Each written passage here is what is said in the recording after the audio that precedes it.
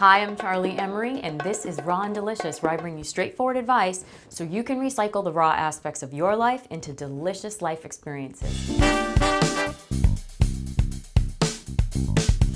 Today I'm answering one of the most frequently asked questions, and that is, how do you get over your ex? Men struggle with this one just as much as women do, so this tip is definitely for both of you. Now, I know there's a lot of schools of thought out there. People will tell you to basically, discount the relationship and get rid of all the evidence. Get rid of the gifts that you were given and burn the cards and burn the photographs. And honestly, I got to tell you, this kind of approach is really ineffective. First of all, you have to ask yourself, why would you want to do that? I mean, this is an experience that you had in your life, and even if the relationship ended badly, maybe you were betrayed, there was a lot of drama at the end, you know that somewhere in that relationship there were some really great bits and pieces of wonderful memories, and you don't want to discount that and take that away from yourself. Which brings me to why it's so ineffective. First of all, when you do something like that, everything in your experience in that relationship, it's got a value for you, because there's lessons in there that when you get that information, that's exactly what you're going to use to reposition yourself to get more. So you don't want to miss out on that very, very vital information for you.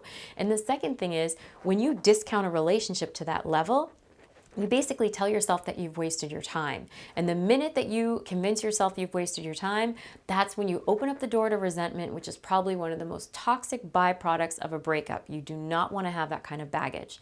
So here's 3 ways that you can turn that around and get over your ex more easily. The first is, I want you to embrace the thoughts about your ex that come to mind. Yes, I know most people will tell you, block it out, don't think about them.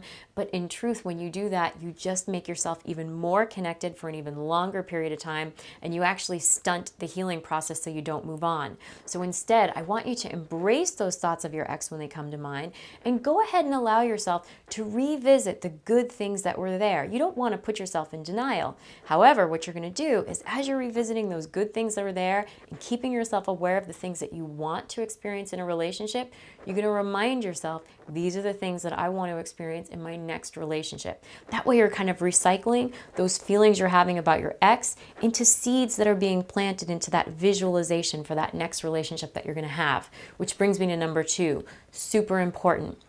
After you've been revisiting all these great things in your relationship that did exist, you need to be really honest and clear about yourself about what didn't exist, about what wasn't right, and about why you are not together.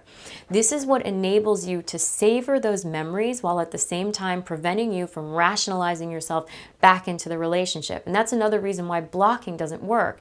Because when you block, you actually block out the good stuff, you block out the bad stuff, and before you know it, you're saying, oh, I can't get this person off my mind, and now you're trying to jump back into a relationship with them instead of using the information that you have.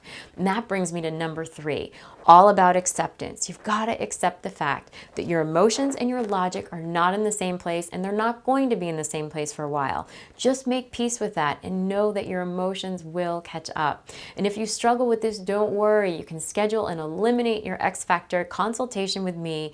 We'll go through exactly where these feelings are coming from, because surprisingly, they don't often come from your ex. They come from something else. And I know a lot of times that shocks people.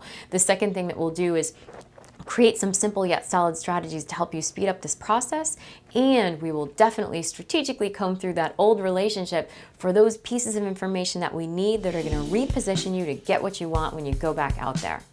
Don't forget that if you have one question you just need a little bit of insight for, you can always utilize the Ask Me a Question link. You'll find it at the top of every page on my website.